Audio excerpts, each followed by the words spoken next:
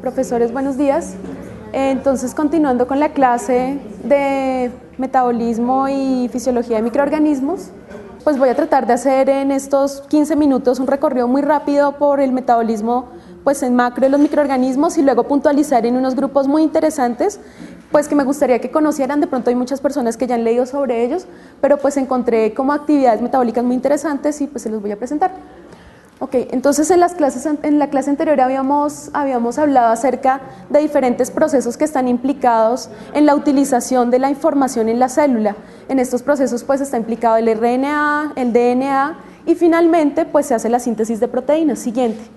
Entonces el paso final de esta cascada es la síntesis de proteínas, que nos permite a partir de un templado de RNA, que es un RNA mensajero, hacer o sintetizar de nuevo una cadena peptídica que en organismos eucariotas como hongos, por ejemplo, tiene cambios posttraduccionales como unión de algunos glicósidos, de algunos lípidos, y pues van a llevarse a diferentes sitios de la célula. Siguiente. La célula, para llevar a cabo todos estos procesos que he mencionado, necesita de transportar nutrientes, de transportar iones, de transportar una gran cantidad de sustancias a su interior para a partir de ellas construir pues los ladrillos o como las bases moleculares para su funcionamiento. Entonces el transporte es un paso muy importante en el cual se pueden transportar iones, compuestos grandes como glucosa o nucleótidos por diferentes tipos de transporte, que puede ser simple, que puede ser apoyado por ATP también, que es un transporte activo, o puede ser a favor de un gradiente. Todas las bacterias sobre todo son muy interesantes porque tienen unas actividades metabólicas increíbles, podría decirse. O sea, son capaces de utilizar muchísimos nutrientes y muchísimas formas de la naturaleza, ya sean bióticas, ya sean abióticas. O sea, son capaces de utilizar rocas, componentes inorgánicos, orgánicos, y por eso como que una de las hipótesis que se habla es de una macrodiversidad que está en el grupo de los microorganismos, porque hay una gran cantidad de actividades metabólicas que finalmente en muchos casos serían como el reservorio de los recursos genéticos de un país. Entonces sería muy importante como conocerlas, nosotros mismos conocer nuestra diversidad y saber qué tenemos en nuestros ecosistemas, y como también apropiarnos de ello y conocer la importancia de estos microorganismos en cada uno de los ecosistemas naturales y agroecosistemas de nuestro país. Entonces los microorganismos, como son tan amplios en la forma como utilizan los nutrientes, ellos obtienen energía de diferentes fuentes, ya sea lumínicas o químicas. De las fuentes lumínicas tenemos como grupos grandes de microorganismos que son capaces de fotosintetizar utilizando longitudes de onda cortas o largas. O sea, ellos tienen una gran cantidad de pigmentos diferentes que les permiten utilizar esta energía. Asimismo, otros tipos de microorganismos utilizan energía química que sea obtenida desde compuestos orgánicos o inorgánicos para poder producir un trabajo, y este trabajo se ve como por ejemplo, fuerza protón motriz dentro de la célula, u otros tipos de actividades como producción de energía, uso de esta energía. Entonces, como de los grupos más importantes que se conocen, según los donadores de estos electrones y pues de esta actividad química, hay grupos grandes como los que usan respiración anaerobia, los que usan respiración aerobia, respiración anaerobia, pues esto en cuanto a los que utilizan como donadores de electrones compuestos orgánicos. Algunos llevan a cabo la fermentación pues utilizando como receptores de estos electrones compuestos endógenos como piruvato, o donadores inorgánicos como lo que llamábamos acá quimiolitotrofía. Entonces son microorganismos que utilizan compuestos inorgánicos para producir esta energía que les permita hacer síntesis y también degradación. Siguiente. Entonces, como recordando, traigo esta imagen como recordando un poco que todas las reacciones que se llevan a cabo en los organismos vivos son reacciones acopladas a oxidorreducción. Entonces estas reacciones le permiten ir a las moléculas desde un bajo potencial eléctrico a un alto potencial eléctrico.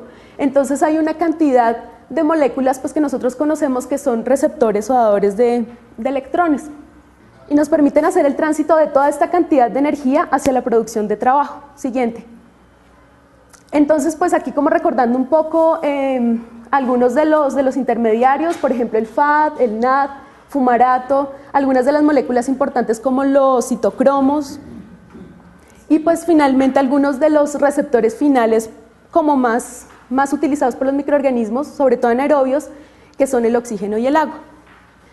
Entonces, bueno, esta es una diapositiva que trata como de resumir las principales vías metabólicas. Entonces, recordando un poco el metabolismo en las bacterias y pues el metabolismo en todos los organismos tiene dos fases, una fase digamos, degradación, de reducción que se llama el catabolismo y una fase de construcción que es el anabolismo, perdón. Entonces, muchos de estos intermediarios y de estas moléculas que funcionan en las rutas de catabolismo también son utilizadas en las rutas de anabolismo. Eso es como un principio de economía celular, de para qué producir la misma molécula dos veces o una molécula muy parecida dos veces si ya una sola se puede utilizar en una ruta. Entonces, por esta razón, es como una economía celular para tratar de utilizar lo que ya se tiene para lograr resultados en el sentido inverso. Entonces, pues recordando un poco, hay rutas de degradación y síntesis de proteínas, de polisacáridos y de lípidos. Entonces, la ruta metabólica que, digamos, integra todas estas rutas de síntesis de estas macromoléculas importantes es la ruta de los ácidos tricarboxílicos. Es una ruta central, a través de ella hay salida y entrada de productos y de subproductos de otras rutas diferentes y nos permite hacer un recambio y como un control dentro de la célula de todos estos metabolitos que son tan importantes en el catabolismo y en el anabolismo. Siguiente. Entonces voy a recordar como rápidamente, las bacterias no solamente utilizan el azúcar la glucosa o galactosa, pues porque algunas veces hay unas interconversiones al principio, utiliza la vía glicolítica que bueno, se conoce como Ender-Meyerhof-Parnas. Entonces esta es la ruta que nos permite ir de glucosa a piruvato. Es la más utilizada normalmente por organismos aerobios. Siguiente. Entonces esta es otra ruta que es básicamente utilizada por organismos bacterianos, por bacterias, que se llama la ruta Ender-Dudorov. Por esta ruta, esta es una ruta paralela, no es la misma ruta que siguen los eucariotas y algunos procariotas, es una ruta paralela que hace anterior. Eso. Entonces aquí hay un paso hasta glucosa 6-fosfato y, o sea, esta es una ruta que tiene una parte de 6 carbonos y una parte de 3 carbonos. Siguiente. Sin embargo, la ruta Ender-Dudorov no es así, no es de esta manera. Entonces hay como una parte de 6 carbonos en la que hay el desprendimiento anterior de un piruvato. ¿Anterior? Si nos damos cuenta acá, el piruvato sale solo al final. Siguiente. En cambio, en la ruta Ender-Dudorov hay dos salidas de piruvato en dos puntos diferentes de la ruta. Y esta ruta Ender-Dudorov es muy utilizada por microorganismos anaerobios. Siguiente. Asimismo, en muchos microorganismos se da el fenómeno de fermentación y es que los receptores de electrones al final son compuestos orgánicos como el butirato, el butanol, isopropanol, propionato, acetato, etanol o butanediol. Entonces son como sitios diferentes a los que están llegando, receptores diferentes a los que llegan la ruta de electrones. Entonces, como ya lo había mencionado, todos estos procesos iniciales llegan hasta obtener piruvato y por medio de él, entonces entrar a la ruta de los ácidos tricarboxílicos, que en cierta parte de ella hay salida hacia la ruta de producción de ácidos nucleicos y también a la producción de aminoácidos. Entonces esta ruta básicamente tiene diferentes fases, una de 6 carbonos, de 5 carbonos y de 4 carbonos, en cada una de las cuales se hace una pérdida de carbono por medio de CO2, liberando un CO2 en cada uno de los puntos, para llegar hasta la de 4 carbonos y regenerar la ruta. Listo, entonces toda esta ruta de producción libera, toda esta ruta de los ácidos tricarboxílicos tiene una producción de iones H, siguiente, que son utilizados en la cadena transportadora de electrones, ya en la fase de respiración, para obtener una fuerza protón motriz que es capaz de ayudar a la síntesis de ATP por medio de esta molécula que se llama la ATP sintetasa. Entonces ellos utilizan toda esta fuerza, toda esta cantidad de protones acumulados para la producción de su propia energía, para hacer el abastecimiento de su propia energía. Siguiente. Entonces, pues este es como una tabla muy clásica de la producción de ATP a través de una molécula de glucosa en células eucarióticas. Entonces, por la ruta glicolítica se obtienen 2 ATPs en fosforilación a nivel del sustrato y 6 ATPs por fosforilación oxidativa. Si la ruta fuera por piruvato, entonces se obtendrían 6 ATP. Y en la de ácido tricarboxílico se obtienen por fosforilación al nivel del sustrato 2 ATPs, por fosforilación oxidativa 18 y por fosforilación oxidativa del FAT 4 ATP para dar los clásicos 38 ATPs que se producen en la respiración de células eucariotas. En las células procariotas sucede en algunas que están, por ejemplo, en solo fermentación, entonces lo que sucede es solo esta parte de la ruta glicolítica. Pero en las que son capaces de respirar tomando como aceptor de electrones el oxígeno, entonces se hace todo este ciclo y se producen los 38 ATPs. Siguiente. Bueno, entonces estos son unos ejemplos como muy particulares de bacterias que utilizan otras matrices o utilizan otros nutrientes para poder hacer su síntesis. Estas me parecieron muy bonitas, son las bacterias púrpura del azufre. Se descubrieron en los años 90, son muy interesantes porque ellas son capaces de fotosintetizar utilizando longitudes de onda grandes, como yendo hacia el rojo. Entonces ellas son fotosintetizadoras, se ha encontrado que no todas son fotosintetizadoras, algunas son quimiolitótrofas. El producto de su reducción, o sea, el donador final es azufre, produciéndonos ácido sulfídrico. Entonces, estas son características como otras bacterias sulfatorreductoras de producción de una sustancia que huele como a huevo podrido, que las vemos en muchísimos humedales, en aguas hervidas. Entonces, estas bacterias púrpura del azufre tienen respiración anaerobia, el aceptor pues ya lo habría dicho, y son muy particulares porque se han encontrado en fumarolas y en sitios, pues hay termofílicas, o sea que viven en ambientes extremos, pero se ha encontrado que no son las únicas, también viven en la columna de agua en diferentes tipos de ecosistemas naturales. Siguiente. Bueno, traigo estos, me parecieron súper interesantes porque son capaces de utilizar como aceptor de electrones compuestos de selenio. Me pareció súper interesante porque en muchos lugares actuales donde se depositan tantísimos productos de residuos industriales, o sea, qué interesante tener grupos bacterianos que sean capaces de tomar un metal que, aunque es útil en los seres humanos en pequeñas concentraciones, resulta que cuando se producen tantos desechos industriales es difícil manejar compuestos como estos. Esto sería muy interesante utilizar este tipo de bacterias en procesos, por ejemplo, de biorremediación y recuperación de ambientes naturales. Entonces traigo estas, me parecieron muy, muy bonitas. Entonces pueden llegar a ser de los géneros Aeromonas, Bacillus y Thanera. Entonces ellas son capaces de utilizar ion selenito, como aceptor de sus electrones para producir selenio metálico o hidroxiselenio. Entonces son capaces de hacer unos subproductos a través pues, de su metabolismo para reducir y tomar este tipo de compuestos. Entonces aquí traigo un ejemplo de Aeromonas. Aeromonas clásicamente es un patógeno humano, está asociado, es muy parecido en cuanto a su perfil metabólico y un poco genéticamente es parecido a la Enterobacteriaceae, pero entonces también tiene actividades interesantes como esta. Y este es un ejemplo de Thanera. Thanera se ha encontrado en ambientes extremos, o sea, en ambientes que carecen de oxígeno, en aguas hervidas, en aguas residuales. Siguiente. Y es el que les decía que me pareció súper bonito.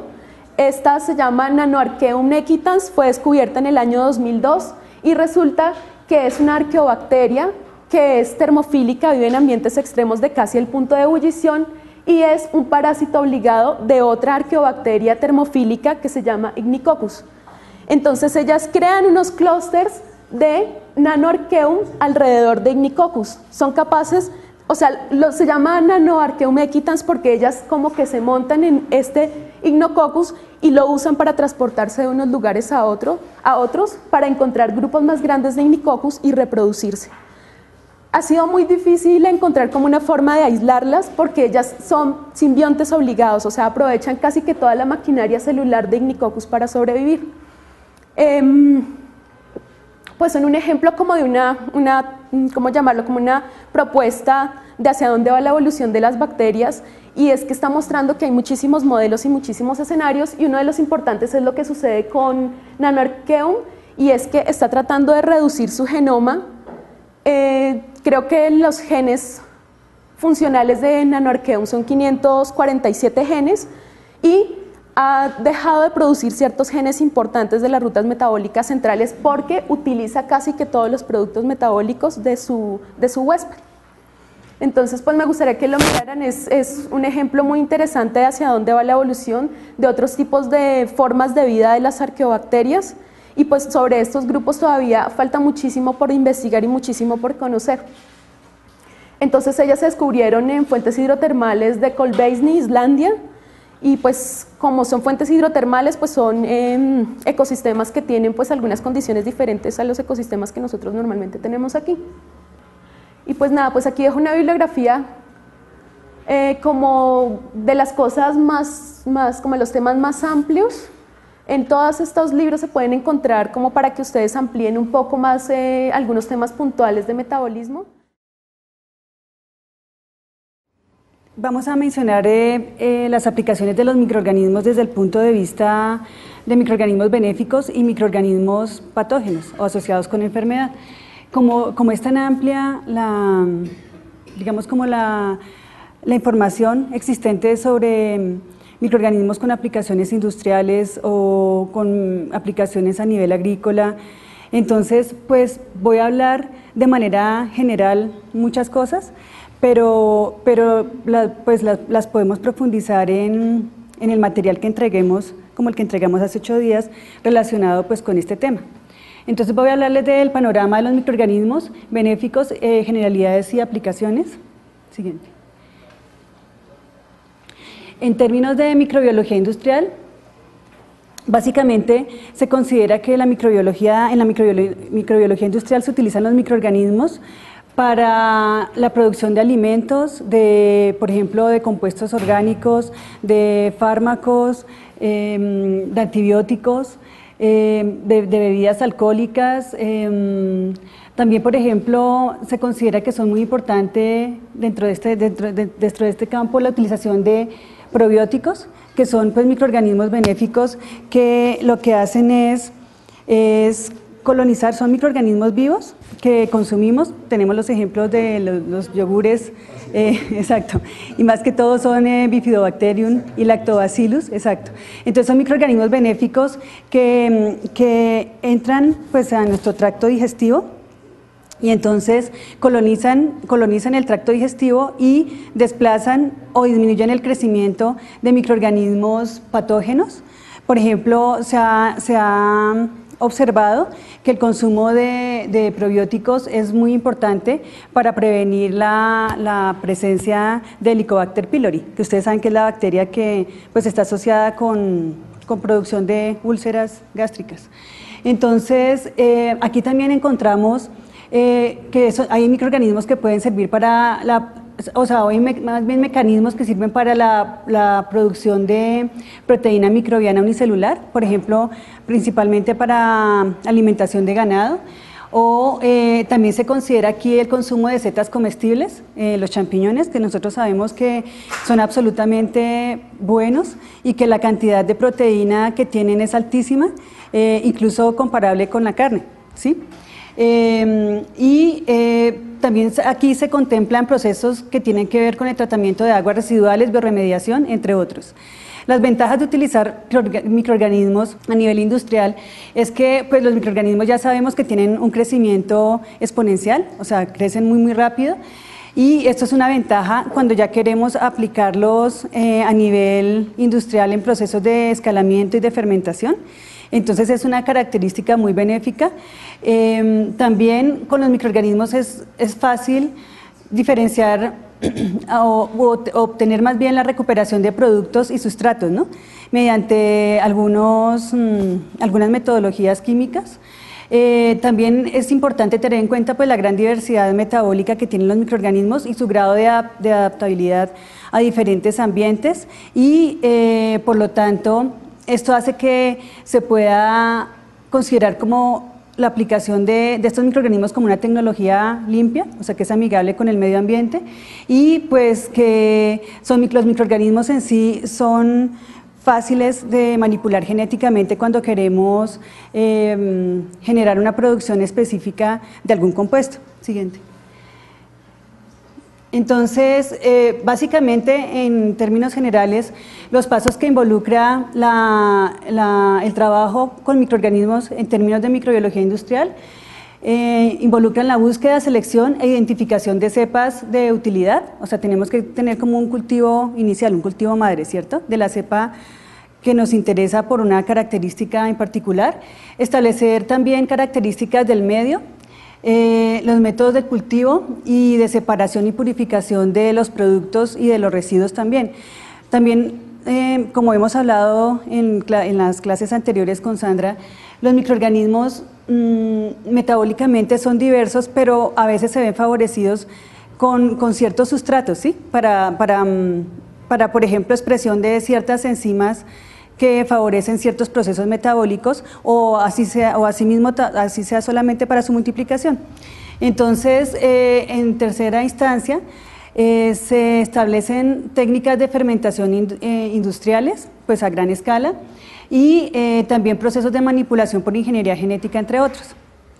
Entonces, como es un tema bastante amplio, entonces, pues como les repito que entrego la información, pero también va a ser un tema de consulta dentro de lo que vamos a hacer, de actividad para ustedes. Siguiente.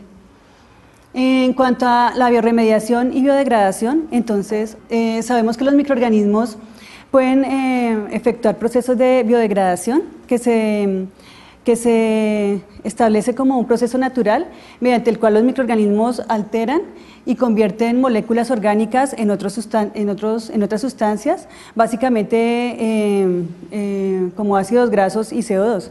Entonces es como utilizar el poder que tienen los microorganismos o la habilidad que tienen los microorganismos para degradar principalmente a través de mecanismos enzimáticos moléculas que son recalcitrantes y que pueden estar estableciendo, por ejemplo, contaminación de suelos, de aguas, de diferentes ambientes.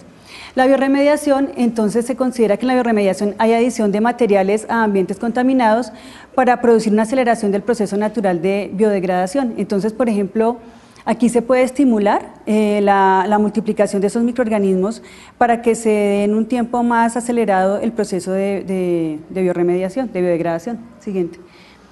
Entonces, esto es muy general. Dentro de las técnicas utilizadas en biorremediación hay técnicas in situ, o sea, en el mismo sitio en donde está el contaminante, o técnicas ex situ. Dentro de ellas está, bueno, la bioventilación, en donde se establece la inyección de oxígeno en el suelo, biodegradación inducida, en donde se establece la aplicación de oxígeno y nutrientes con una solución nutritiva, el biosparging, que es la inyección de oxígeno en aguas subterráneas, porque acuérdense que puede haber lixiviación de contaminantes y llegar a pues, aguas subterráneas, que es como más complicado. Y pues la bioaumentación, que es uno de los métodos que más utilizamos en microbiología, digamos en microbiología general, ambiental o agrícola para degradar contaminantes, en donde hay una adición de microorganismos nativos o exógenos que tienen la actividad de degradar el compuesto particular que queremos eliminar. Y atenuación natural, en donde se establece el mantenimiento de procesos físico-químicos y de biodegradación que ocurren pues, naturalmente. Siguiente. En las técnicas ex situ, entonces pues está la biolabranza, que es la extracción y dispersión por arado del suelo, o sea, se saca todo el suelo, pero pues aquí hay que tener en cuenta que se requieren pues equipos especiales y tienen pues un costo mayor, en contraste con la utilización de microorganismos pues que realmente no es costoso y vuelvo y repito, es amigable con el medio ambiente.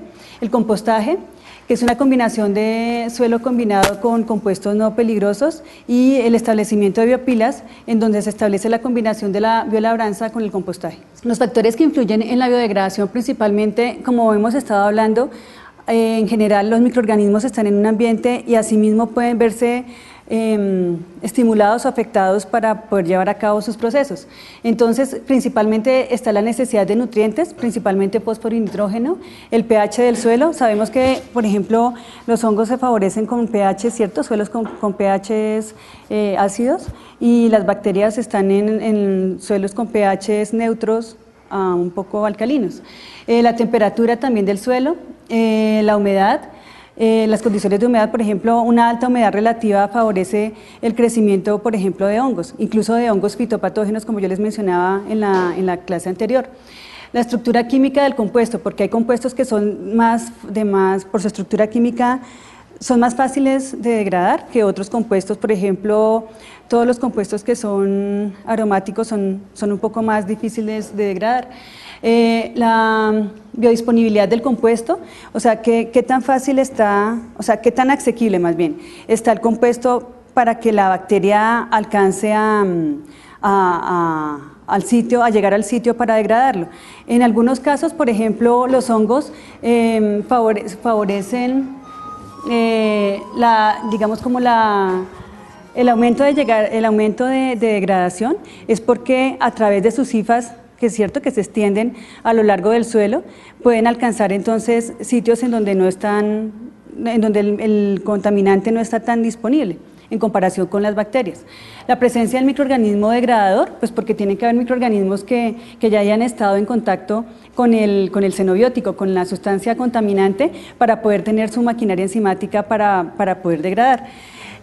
También los factores de quimiotaxis, lo que nos explicaba Sandrita, es absolutamente cierto, eso es muy bonito, porque está el contaminante y es como si ejerciera una atracción hacia los microorganismos, en donde hay un desplazamiento para llegar hasta allá y pues a efectuar la degradación como tal, e inducción de las enzimas de detoxificación. Siguiente. Dentro de los mecanismos de biodegradación, principalmente están mecanismos de catabolismo, en donde el microorganismo rompe enzimáticamente los enlaces de las moléculas del plaguicida o del contaminante para obtener pues, principalmente energía y fuentes de carbono o nitrógeno, ¿no? Eso ya lo sabemos. También se pueden dar procesos de cometabolismo, en donde un microorganismo que crece sobre un sustrato lo utiliza pues, para su uso celular, y resulta que libera unas enzimas. En ese momento en que está utilizándolo, libera unas enzimas o excreta unas enzimas que sirven para degradar el compuesto contaminante, o sea que es como un efecto colateral, llamémoslo así. También está la excreción de enzimas extracelulares, que pues es por digestión microbiana de compuestos complejos. Siguiente. Entonces, hay microorganismos pues, aerobios, anaerobios, hongos lignolíticos, hay microorganismos metilótrofos, bueno, hongos anaerobios facultativos bacterias anaerobias facultativas y microorganismos microaerofílicos que están envueltos en estos procesos. Hay diferentes géneros y especies, aquí menciono algunos, pero bueno, eso es una infinidad de géneros que pueden estar participando en este proceso. Siguiente. Entonces, una de las ventajas que poseen los microorganismos es que ellos efectúan su proceso, pero también para potencializar su proceso de degradación se tiene que formular, ¿cierto? Entonces hemos visto que, por ejemplo, hay microorganismos que están formulados, por ejemplo, en gránulos o están en polvos, ¿cierto? Polvos mojables, están en talcos, por ejemplo, para Bacillus thuringiensis, ¿cierto?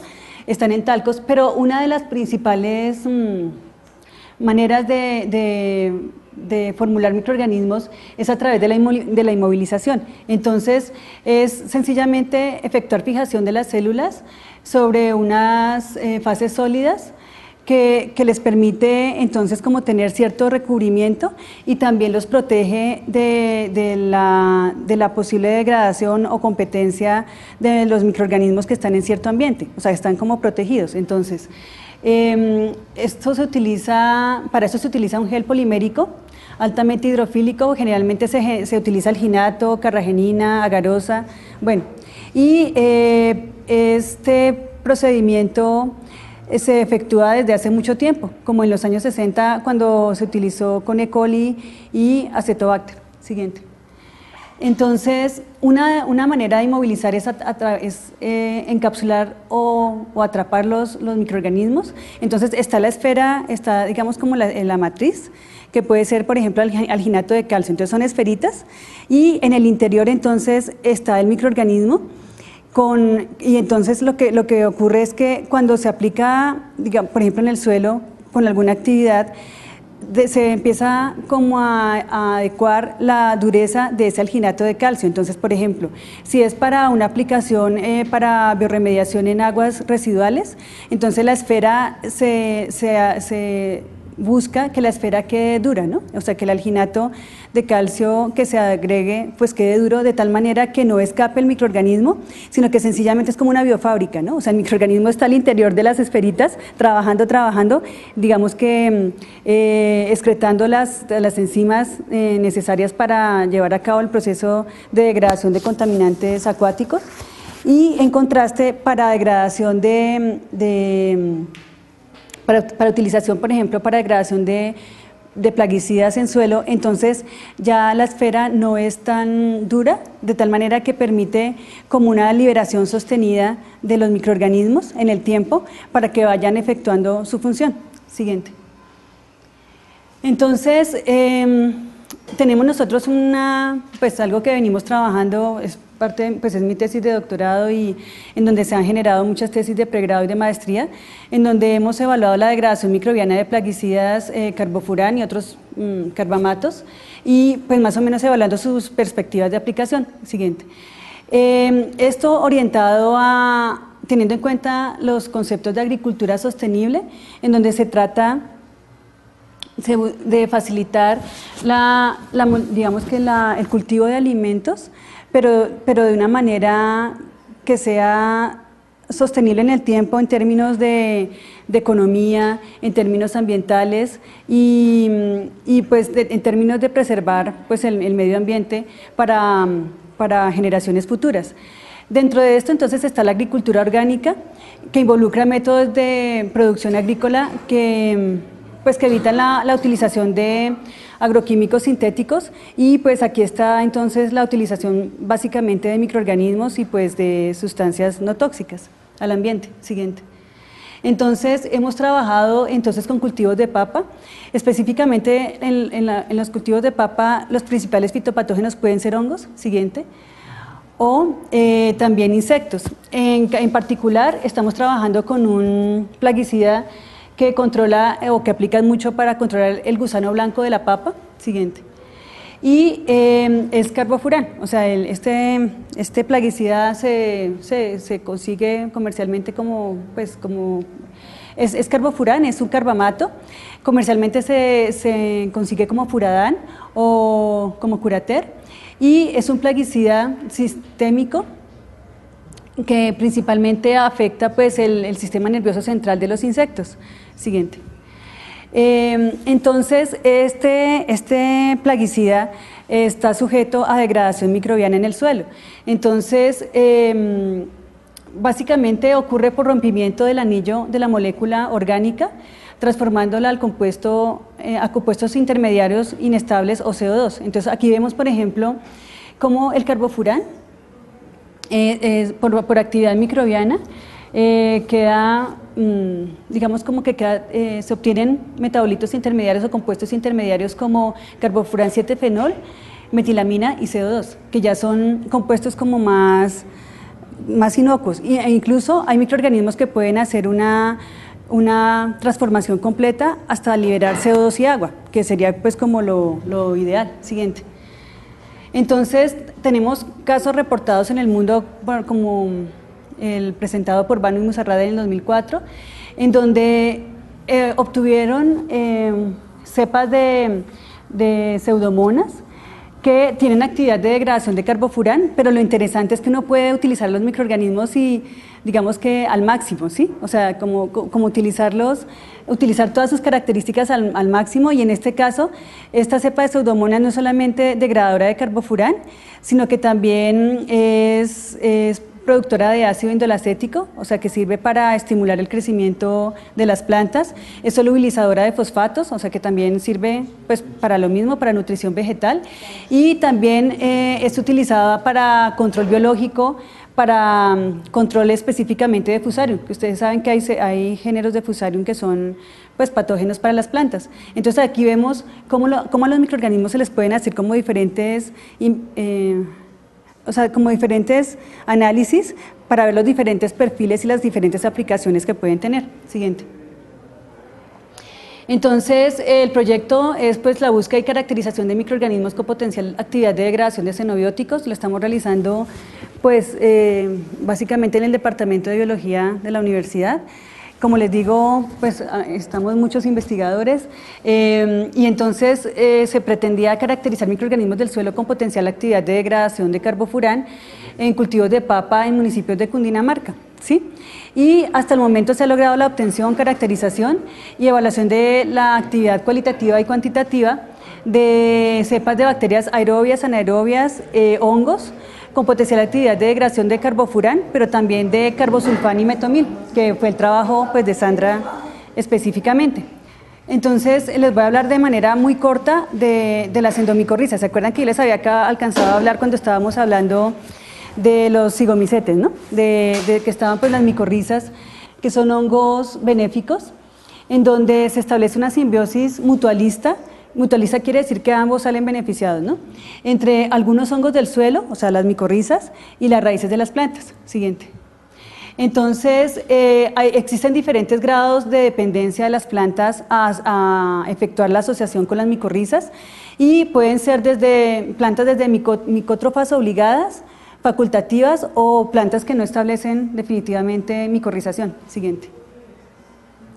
Dentro de los tipos de micorrizas están las ectomicorrizas, que establecen simbiosis con árboles, o sea, con forestales. Ectendomicorrizas, que presentan características de ectomicorrizas, pero tienen una distribución intracelular de las hifas intrarradicales, y pues están, digamos que se establecen con algunos subgrupos de Epinacea y ericales. Siguiente.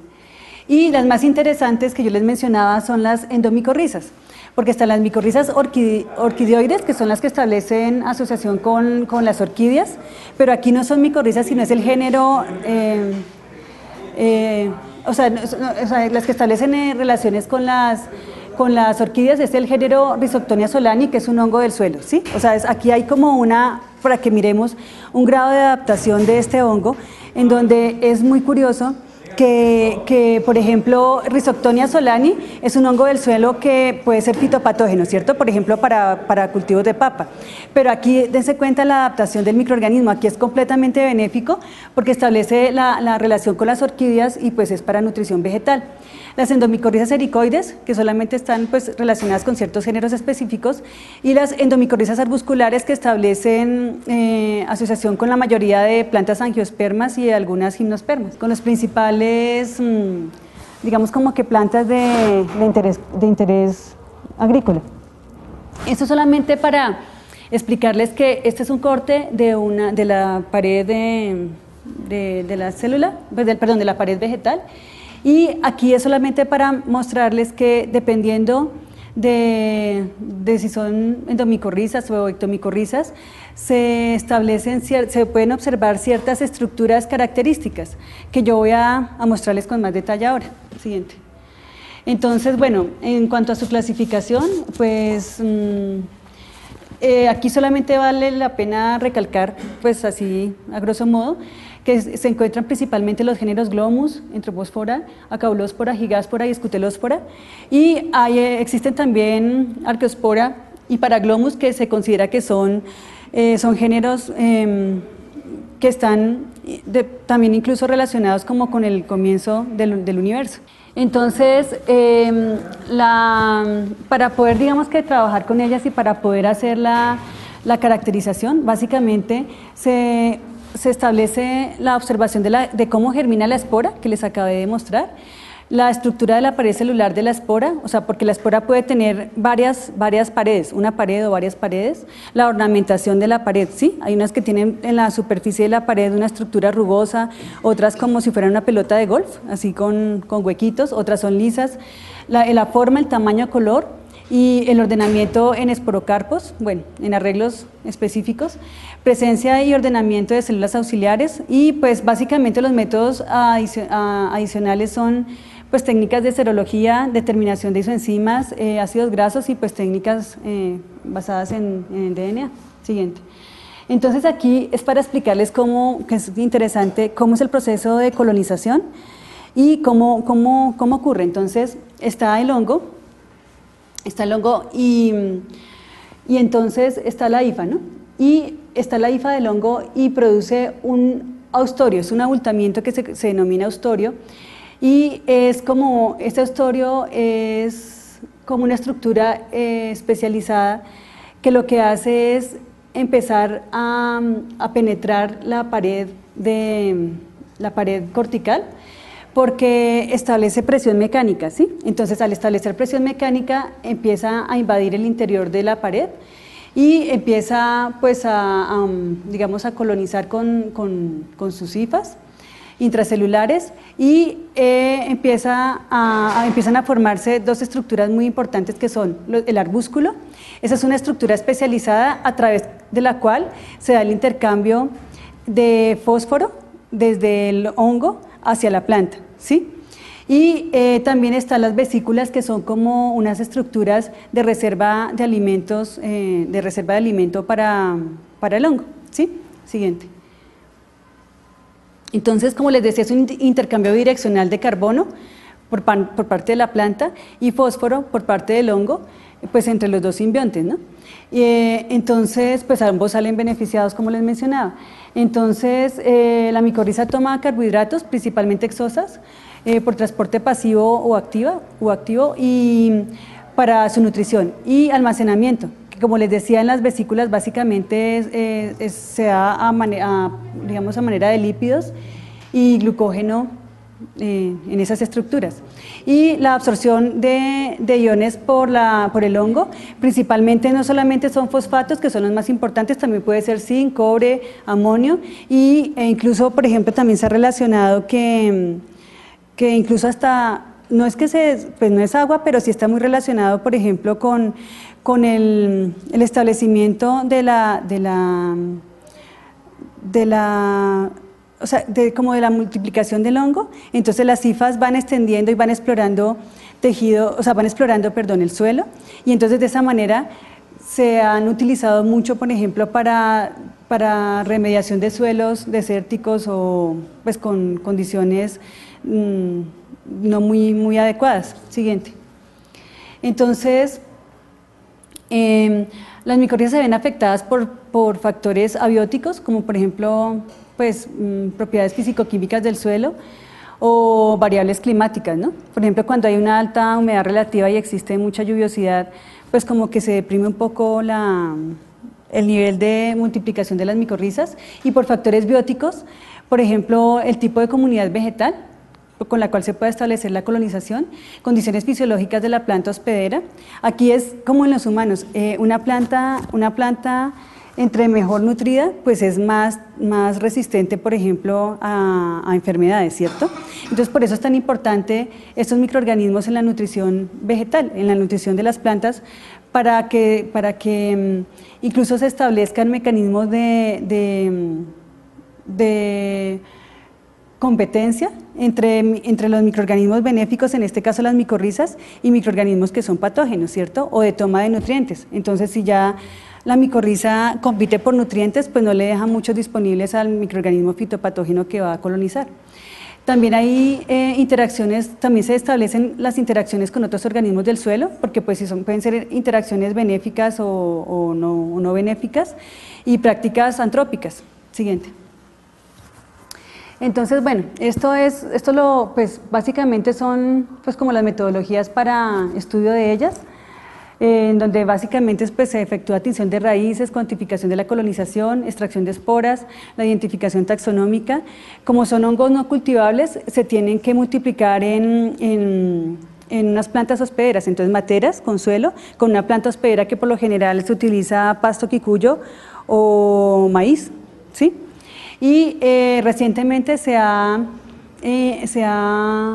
generado el cultivo in vitro de fragmentos de raíz micorrizada, en donde, pues como les digo, o sea, se establece el trabajo, la obtención de propágulos, bien sea esporas o segmentos de hifas, con la ayuda de separación u obtención por tamices. Como les digo, la multiplicación es con plantas hospederas, siguiente. Y la multiplicación entonces se establece sembrando fragmentos de raíz micorrizada sobre un medio sólido que favorece su multiplicación, que generalmente es el medio white o el medio M. Siguiente. Entonces aquí observamos, esto ya es como más reciente, entonces aquí vemos cómo están los segmentos de raíz que estaban pues micorrizados. Aquí hay un compartimento en esta caja de Petri y hay multiplicación de las hifas que se pueden obtener en este lado del compartimento, o sea que aquí podemos establecer, que con este compartimento y con esta metodología se puede obtener como un cultivo monoxénico, o sea como un cultivo puro. Siguiente. Entonces, básicamente se han utilizado entonces las micorrizas principalmente pues para la producción de biofertilizantes, para control biológico y bioremediación, pero pues sobre esto no me detengo mucho. Siguiente. Lo único importante acá es que se pueden utilizar también para reforestación de áreas disturbadas, para pues, lograr el aumento en la producción de los cultivos de interés agrícola y también, por ejemplo, para inocular plántulas a nivel de invernadero, porque pues como están creciendo es como los niños, ¿no? Entonces, como están creciendo, entonces bien nutridas desde el comienzo, pues es como un tratamiento preventivo, llamémoslo así, antes de que lleguen pues patógenos a contaminar. Siguiente. Fenómenos de que las micorrizas permanezcan en el suelo y en rotación de cultivos, entre comillas, infecten plantas que usualmente son susceptibles de colonizarse por micorrizas. No, o sea, porque es que como te decía, el grado de colonización es el grado de colonización es muy específico dependiente de las plantas. Lo que sí me parece interesante de lo que tú dices es que mira que las micorrizas son tan, ¿cómo te dijera yo? Como tan aguantadoras, si se pudiera utilizar ese término, que incluso pueden soportar condiciones de quema del suelo, por ejemplo, en la Amazonía, que a veces queman suelo. Se ha logrado encontrar todavía, luego de esta situación, durante el tiempo, digamos como la multiplicación de las micorrizas, y todavía se obtienen ahí como que prevalecen, o sea, pueden tolerar condiciones de secación, de quema, de estrés, de muchas cosas. Entonces, en control biológico, pues principalmente pues, se ha observado lo siguiente, que pues hay algunos, se utilizan para, o sea, el hecho de que estén ellas ahí, colonizando la raíz, entonces no permite que se establezcan microorganismos que son patógenos para la planta, principalmente por competencia de nutrientes, como les dije, competencia por espacio, y porque también aquí hay una cosa importante, cuando la hifa, digamos, de las micorrizas se está extendiendo en el suelo, sobre su superficie, sobre las hifas, están los microorganismos del suelo, y muchos de esos microorganismos son benéficos. Entonces, muchos de estos microorganismos pueden servir son microorganismos promotores de crecimiento vegetal que pueden servir para nutrición de la misma planta. Siguiente. Entonces, también se han reportado algunos estudios en donde se ha observado el papel de las endomicorrizas en fitorremediación de metales pesados. Entonces, Se ha visto que básicamente las hifas de las micorrizas pueden quelar el metal pesado, o sea, queda como atrapado dentro de la hifa, y también la utilización de micorrizas en una planta que se utilice para atrapar, para fitorremediación, para atrapar metales pesados. Entonces es doble beneficio, como les estoy diciendo, porque la micorriza atrapa un poco en su micelio, ¿cierto? Pero también la micorriza estimula el crecimiento de la planta, la hace una planta grande, bonita, que entonces entre más grande pues sea y tenga mayor actividad, pues entonces puede quelar más metales pesados, que es lo que se busca. Siguiente. Entonces, la potencial aplicación, como les decía, entonces es en productos, digamos, para la producción de plantas ornamentales, para retornar el vigor de árboles en paisajes urbanos, para mejorar la calidad del suelo, para suelos en donde se establezca o se requiera reforestación. Siguiente. Y pues en la agricultura, básicamente, pues como les he mencionado, su principal papel es pues el de nutrición. Siguiente. La inoculación está relacionada directamente con la salud y la fertilidad del suelo y con la producción vegetal. También se ha demostrado pues a nivel de investigación esto, y pues a nivel de campo pues los estudios son más escasos, pero para algunos cultivos se ha dado. Siguiente. En este caso, por ejemplo, la investigación básica se ha dado con árboles frutales. Siguiente. También por ejemplo, con ornamentales, con pastos, tréboles y flores. Siguiente. Y en Colombia se ha demostrado, pues existen muchos investigadores pues en micorrizas, ¿no? Pero pues yo traigo aquí digamos que a colación, los estudios de la profesora Sánchez de Prager, Marina Sánchez de Prager, de la Universidad Nacional de Palmira, en donde ha estudiado la colonización por endomicorrizas en diferentes cultivos, como vemos acá, de importancia agrícola, y de la profe Marina Correa, en investigaciones que ha efectuado y que hemos efectuado en zonas, por ejemplo, naturales, en el páramo, bosque alto andino y ecosistemas naturales. Siguiente. Entonces, es tan efectiva, digamos, la utilización de las endomicorrizas, que ustedes ya se han dado cuenta que ya hay biofertilizantes, ¿cierto? O sea, ya se venden, digamos, pues puede ser en inóculo, digamos, en sustratos inertes, y realmente es muy benéfico, y pues digamos que su producción es a bajo costo y los beneficios pues son muy grandes. Siguiente. Entonces, como todo producto, pues requiere registro y pues seguir unos lineamientos como cualquier producto comercial, en donde pues se tiene que establecer pues las características del ingrediente activo y de los aditivos, las propiedades físico-químicas del inóculo, pues todas las características de la ficha de seguridad, de la etiqueta, bueno, etcétera.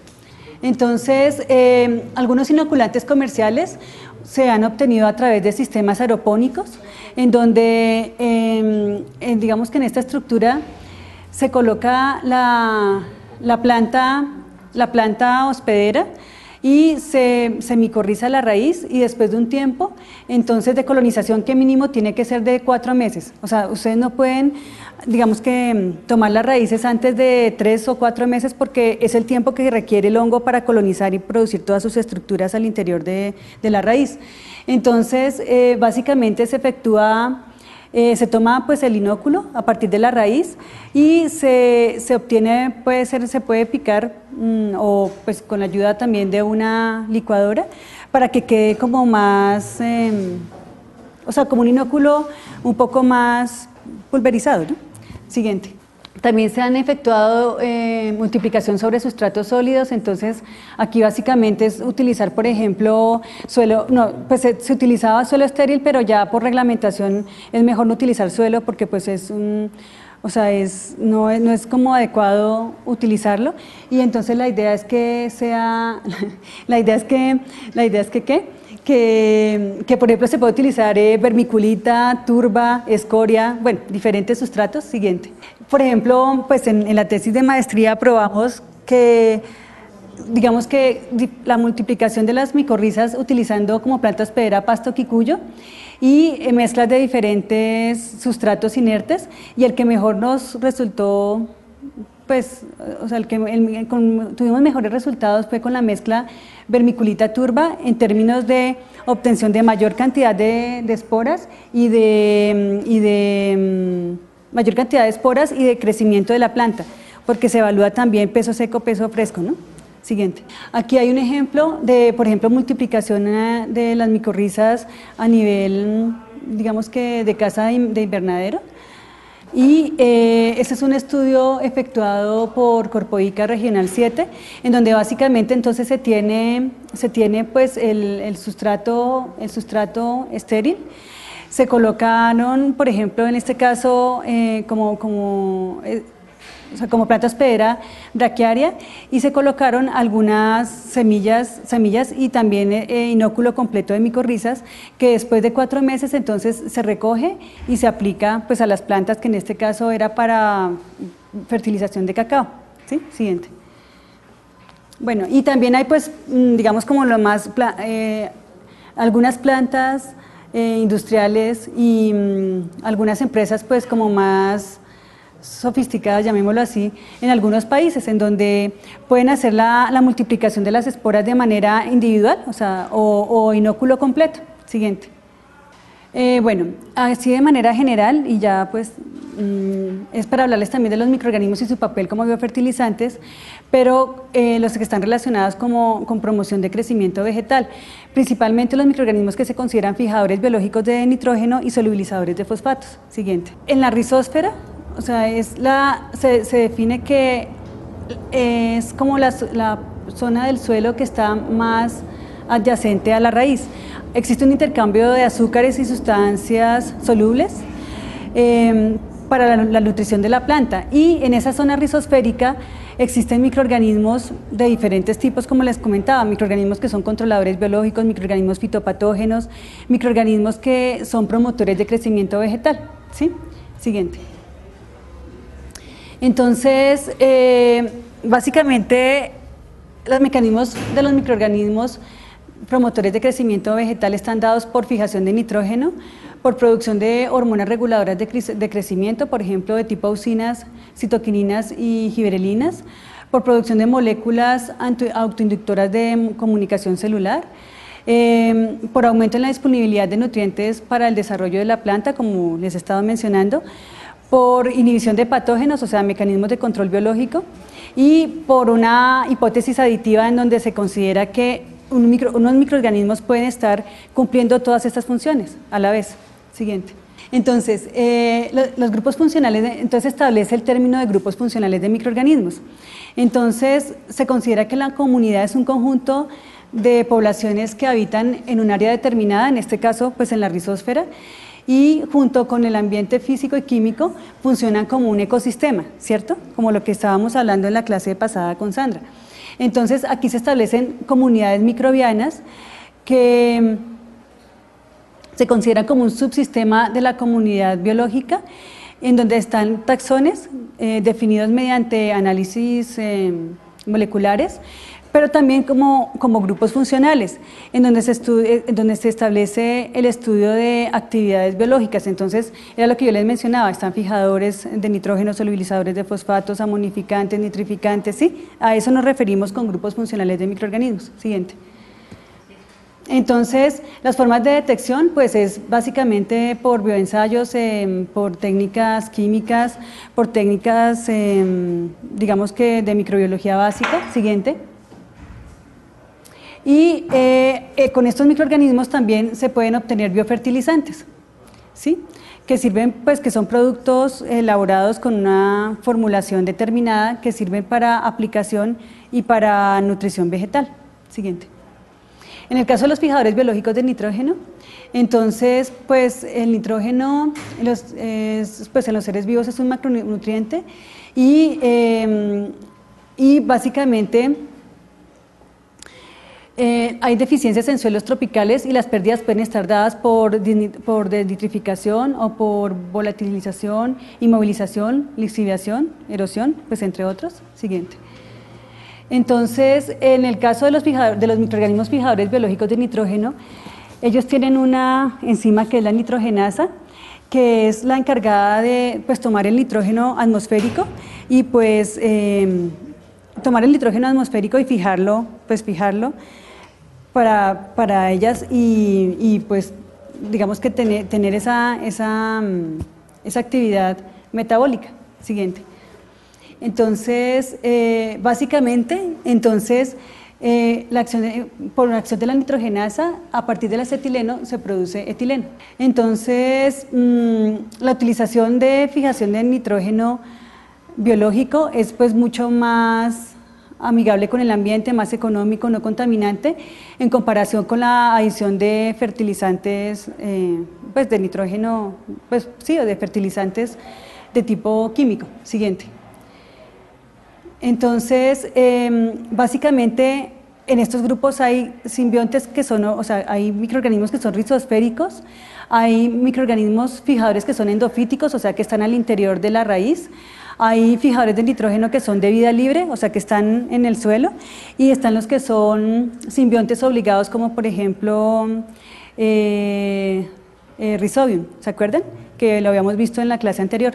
Las metodologías básicamente entonces están relacionadas con el muestreo, el procesamiento de las muestras, purificación de los morfotipos, efectuar la prueba de reducción de acetileno para verificar la actividad, la caracterización y el efecto de la inoculación en condiciones de invernadero o si se puede en campo. Siguiente. Se han efectuado algunos estudios en donde algunos géneros reportados pues son cepas de Bacillus, de Azospirillum y por ejemplo de Burkholderia en diferentes cultivos, como vemos. Siguiente. Y básicamente se ha observado que no solamente pueden tener esa actividad de fijación de nitrógeno, sino también de producción de, por ejemplo, fitohormonas. Entonces aquí observamos la raíz de una planta sin microorganismos benéficos y una raíz, una raíz con microorganismos en donde se observa que es mucho más grande y digamos que también es mucho más alta. ¿Sí? Siguiente. Entonces Valero efectuó una investigación en cultivos de arroz, obteniendo cepas de fijadores de nitrógeno y solubilizadores de fosfato. Siguiente. En donde encontramos diferentes géneros, incluso desde géneros que están en el suelo, que incluso pueden ser considerados como, por ejemplo, patógenos, hasta géneros que son pues inocuos, ¿no? Azotobacter y Azospirillum son los principales. Siguiente. En el caso de la solubilización de fosfatos, entonces sabemos que es muy importante para los ciclos biológicos, para la división y crecimiento de las células, respiración, fotosíntesis, glucólisis, síntesis de ácidos grasos. Siguiente. Y lo que pasa es que el fósforo en el suelo no está disponible para las plantas. Siguiente. Entonces es muy importante la utilización de microorganismos solubilizadores de fosfatos, que lo que hacen es, a través de producción de ácidos orgánicos y de enzimas, hacer disponible ese fósforo que no está disponible en el suelo para que sea tomado por las plantas. Se utilizan medios específicos para hacer un aislamiento inicial y una caracterización inicial en donde se observan halos de transparencia que están indicando solubilización de un fosfato que es insoluble. ¿Sí? Siguiente. Entonces, pues como ya les mencioné, básicamente es de tipo enzimático o por producción de ácidos. Siguiente. Y pues hay algunos géneros que están relacionados con solubilización de fosfatos, pero como les digo, los microorganismos pueden compartir diferentes actividades. Siguiente. Y se establece, digamos, como los antibiogramas, lo que les comentaba, como la medición del diámetro del halo de solubilización de la fuente de fosfato. Siguiente. Y básicamente se han hecho investigaciones, como les mencionaba Valero, en arroz. Y siguiente. Y en microorganismos también se han efectuado experimentos con microorganismos y se han reportado trabajos con microorganismos fijadores y solubilizadores en ambientes naturales, por ejemplo, del páramo y del trópico. reportados por Valencia y colaboradores, en donde observamos que no solamente son bacterias, sino también hongos, y pues que pueden servir para la nutrición vegetal. Pero entonces yo creo que como esto es tan amplio, yo voy a dejar hasta acá, pues para que continúe Sandra, y pues entonces la presentación y todo el resto de, no sé, de material escrito, pues entonces lo suministramos, ¿sí? Gracias. Bueno, entonces continuando como con esta charla acerca de los microorganismos, entonces yo les voy a hablar un poco de la otra cara de la moneda. Hay muchos microorganismos que nos ofrecen efectos benéficos, pero asimismo también hay microorganismos que pueden llegar a ser patógenos humanos o patógenos animales. En particular acá, pues como la profesora Jimena les habló la clase pasada sobre muchos fitopatógenos, entonces en particular aquí me voy a centrar en diferentes grupos de microorganismos, virus, hongos, bacterias, parásitos que son patógenos humanos. Entonces, bueno, uno de los que ha estado más en boga, que es de interés de salud pública, interés público, es la gripe. Entonces, la gripe corresponde a un virus del tipo ortomyxoviridae, que es un tipo de virus que tiene una cubierta en la que podemos encontrar dos moléculas principales, la hemaglutinasa y la neuramidasa. Estas moléculas son moléculas tanto de señal como de reconocimiento de células de los linfocitos T, sobre todo de CD4, de receptores en la membrana de los linfocitos T, como CD4 por ejemplo. Además de tener estas dos moléculas importantes, las hemaglutinasas y las neuramidasas, tiene también nucleoproteínas y otro tipo de proteínas internas que tienen actividades de replicación de moléculas de RNA y también como manejo y como mimetizarse también en la maquinaria celular de la célula hospedera. ¿Por qué son importantes estas dos proteínas? A partir de ellas es que se realiza la nomenclatura de este tipo de virus, como por ejemplo H1N1, NH5, N5H1, por ejemplo, tienen que ver con el tipo de variedades de estos receptores en la parte externa de este virus. Siguiente. Entonces aquí traigo como a colación un cuadro que resume las mayores epidemias, las pandemias más grandes de gripe y como los posibles subtipos involucrados en cada una de estas pandemias. Entonces, como a grandes rasgos podemos decir que una gran cantidad de estas pandemias han sido dadas por este tipo de virus que tienen estas dos enzimas. Sin embargo, en particular, no sé si recuerdan la gripe del pollo, 2003-2004, se determinó que correspondía a un virus de otra familia, de la familia Coronaviridae. Entonces, hay una gran cantidad de variedades de estos virus que tienen efectos muy diferentes en la población y en particular hay otros que simulan, tanto en el diagnóstico como en los síntomas, simulan un poco los que suceden con la gripa, pues sensu stricto, o sea, como la gripa estrictamente. Otros de los importantes, pues el HIV, virus también importante de salud pública. Sobre él hay muchos mitos, sobre el HIV hay una gran cantidad de cosas todavía por conocer y por saber, sobre todo mirando, o sea, con miras a la solución casi que completa de este problema que estamos viendo que cada vez es mucho más amplio en diferentes regiones del mundo. Entonces, básicamente el HIV se descubrió en el 83 en una carrera que hicieron una gran cantidad de grupos académicos por encontrar qué era lo que estaba produciendo el deceso de muchas personas en ciudades muy cosmopolitas como Nueva York, como Los Ángeles. Entonces, el grupo de Luc Montagnier en Francia descubrió que este virus era el responsable del síndrome de inmunodeficiencia humana. Entonces, pues también este mismo grupo lo asoció con este síndrome. Se trata de un retrovirus, es decir, que es un virus de RNA que al entrar al hospedero debe ser transcrito a DNA. Entonces, tiene en particular un tipo de molécula que se llama una retrotranscriptasa o una transcriptasa reversa, que lleva desde RNA a DNA. Posee una gran cantidad de glicoproteínas transmembrana que están sometidas a una alta tasa de mutación. Hay muchísimas variedades de estas glicoproteínas y todas ellas, o la virulencia de estos tipos de VIH aumenta dependiendo de la combinación de glicoproteínas, porque ellas son las que reconocen asimismo los receptores en los linfocitos T. Siguiente. Entonces, esto es como rápidamente una estructura del virus. Lo que les decía, hay glicoproteínas alrededor que son las que permiten el reconocimiento celular.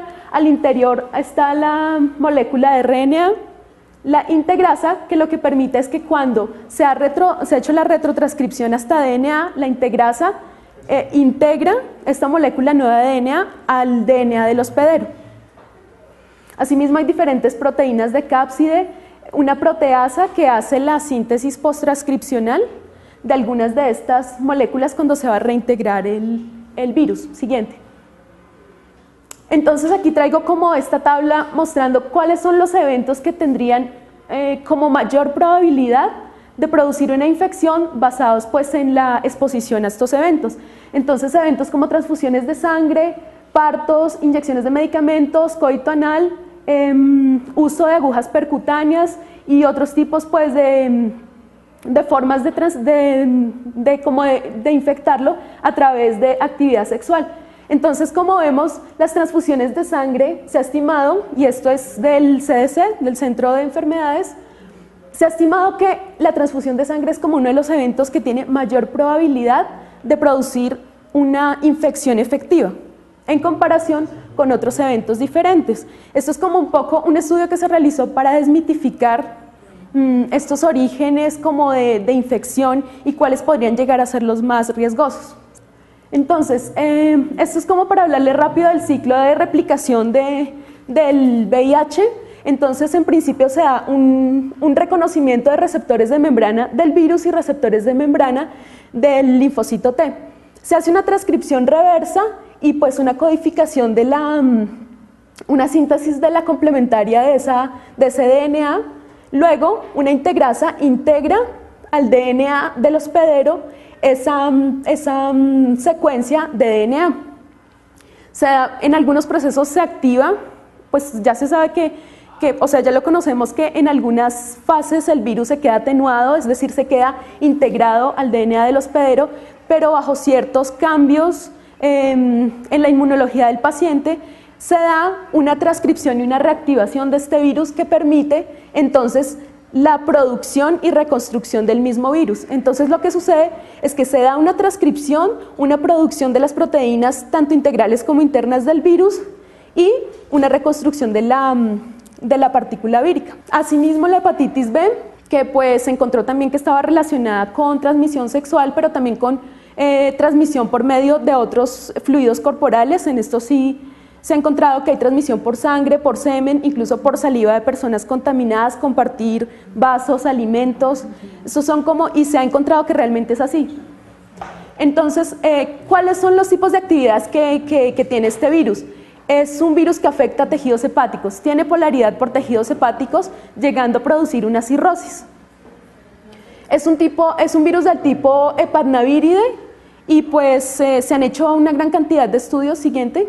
Para establecer cómo ha sido tanto la prevalencia como la forma como se está dispersando este virus. Entonces, si nosotros vemos, nosotros estamos en una de las zonas de alta prevalencia del virus de hepatitis B. Entonces, como que hay que llamar la atención sobre esto como un problema de salud pública, sobre todo en el sur de Colombia. Pero se ha visto que, o sea, no hay unas barreras geográficas o unas barreras que permitan mantenerlo en un solo lugar. Pues también en países, sobre todo vemos que en países que pues tienen pues están en vías de desarrollo y tienen como una dificultad un poco grande en hacer gran movilidad de recursos para prevenir estas enfermedades, también se están proliferando. Siguiente. Bueno, hay muchísimos más virus que son de importancia, que se dan en otros que son endémicos de otros lugares, como el virus del ébola, los potivirus. Hay otra gran cantidad, pero pues traje a colación estos como los más importantes en cuanto a problemas de salud pública. Bueno, entonces bacterias, ya lo estaba comentando la profesora Jimena, hay un fenómeno que se ha difundido por una gran cantidad de países, no solo centros asistenciales o sea, hospitales de nivel 3, ni centros en los que haya una gran cantidad de pacientes, sino también en centros más pequeños, y son las infecciones nosocomiales, son intrahospitalarias.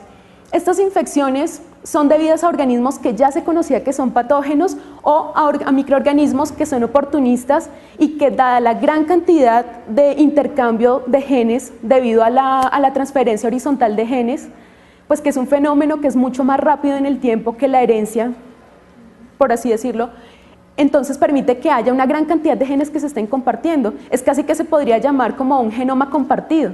Todos los genes de un hospital específico, se ha encontrado en muchos estudios, parecen tener las mismas secuencias de resistencia a antibióticos. Entonces, si estos genes salen con un paciente de ese sitio específico hospital donde están confinados y llegan a otro hospital, lo que están haciendo es ampliar el espectro de posibles antibióticos que están presentando resistencia. Entonces, patógenos estrictos como Staphylococcus aureus, que pues se sabe ya que está implicado, por ejemplo, en infecciones que tienen que ver con trasplantes, infecciones que tienen que ver con colocación, por ejemplo, de catéteres, con reemplazos de cadera, o sea, son capaces de crecer en una gran cantidad de sustratos, ya sean metálicos, de polímeros en la piel. Entonces se han convertido en un problema muy, muy importante porque un gran espectro de antibióticos no pueden controlarlos. Entonces, ¿qué sería lo que se hace para controlar una infección en estos casos? Muchas de las cosas que están realizando ahorita es como investigación en bacteriófagos, investigación en otras moléculas diferentes que sean capaces de controlar estos organismos. Patógenos oportunistas como Pseudomonas aeruginosa, Burkholderia cepacia, Panthoea agglomerans, todos estos microorganismos tienen su reservorio natural en los suelos. Pero entonces sucede que cuando se llevan a los hospitales verduras o alimentos que no han sido correctamente manipulados en la etapa de post cosecha, se dan infecciones intrahospitalarias dadas por estos microorganismos. Particularmente estos microorganismos se ha encontrado que tienen un espectro amplio de degradación de muchísimas moléculas, no solo antibióticos, sino antimicrobianos, moléculas que son para desinfección, son degradadores hasta de petróleo. ¿Por qué razón? Porque ellos tienen un pool de genes que les ayuda a mantener unas características para degradar tantísimos sustratos. Y resulta que en particular muchas de estas bacterias retienen esos genes en plásmidos, entonces es muy difícil quitarle su característica. Entonces, bueno, estas infecciones nosocomiales, además de darse por un mal manejo de diferentes etapas, ¿cómo llamarlos? Como puntos importantes en los hospitales, también se dan, por lo que ya lo había mencionado, por la transferencia horizontal de estos genes, pero principalmente por algo que ya les había mencionado, que es la resistencia a antibióticos. Entonces, siguiente, esta resistencia puede ser natural o puede ser adquirida. La resistencia es natural cuando se sabe que un antibiótico no afecta a un microorganismo, ya sea dado porque tiene una cápsula o tiene un recubrimiento lipídico, proteico o de glucósidos que no permite que el antibiótico tenga contacto con la pared. Entonces, de esta manera, ya de por sí la bacteria se está protegiendo contra esto. Y es adquirida cuando se da por la transferencia de genes de resistencia a antibióticos, como ya lo había mencionado. Entonces, entre estos genes que son de importancia están las beta-lactamasas, que se ha encontrado una gran cantidad de beta-lactamasas, son degradadoras del enlace beta-lactámico en muchos antibióticos, también degradan glucósidos, quinolonas, macrólidos, o sea, se han especializado en degradar una gran cantidad de compuestos que pretenden controlarlas. ¿Cuáles son los mecanismos entonces por los que estas bacterias pueden tomar estas características? Básicamente, esa adquisición de genes se puede dar por un fenómeno que se llama transducción y por otros dos fenómenos que son conjugación y transformación.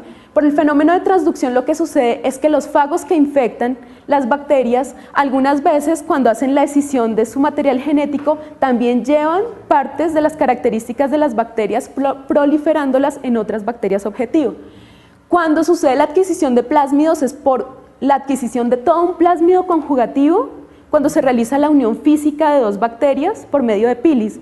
Ahí se hace se traslada todo el plásmido con todas las características, pero utilizando una estructura física de transferencia. Cuando se hace la transformación es porque partes del DNA de una célula que se haya lisado, se haya roto, quedan en el ambiente y las bacterias las bacterias pueden tener la capacidad bajo ciertas condiciones de volverse receptoras de esos plásmidos que quedan en el ambiente.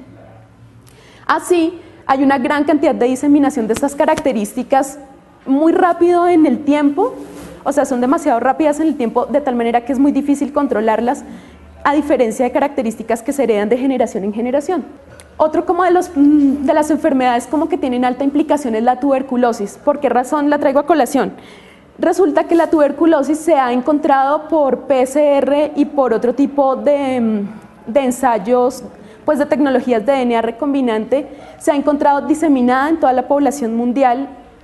Diría que muchísima gente, incluso las personas que estamos acá, podemos tener tuberculosis en latencia y no se ha manifestado. Sin embargo, bajo ciertas condiciones se puede producir. Hay un estudio muy interesante que se está realizando en el Instituto de Biotecnología en el cual se está tratando de tamizar una población grande con diferentes problemas inmunológicos, pero también personas sanas para comparar los perfiles de DNA de ciertos genes asociados a tuberculosis. Entonces, la tuberculosis pues ya se conoce que produce una enfermedad que se conocía como tisis. La tuberculosis, terminó esto, la tuberculosis es difícil de atacar. ¿Por qué razón es tan difícil de atacar? Porque tiene una cubierta serosa que no permite que ninguno de los antibióticos que han sido creados sea capaz de inhibir su crecimiento y de inhibir su síntesis. Entonces es difícil de detectar en algunos momentos en un evento temprano, es difícil de detectar luego cuando ya está muy avanzada se encuentra. Bueno, todo lo que les traía hoy era para mostrarles que hay muchos microorganismos de los que no se conoce mucho, de los que falta que se le diga a la opinión pública que pueden producir enfermedades graves, no solo en animales sino también en humanos, y que tenemos como la responsabilidad de conocerlos y de darle a conocer a otras personas todo esto que puede suceder, porque pues están en los alimentos, pueden estar en una cita médica a la que usted vaya, son muy ubicuos, están en todo lugar. Entonces la idea es como para que miremos un poco esto.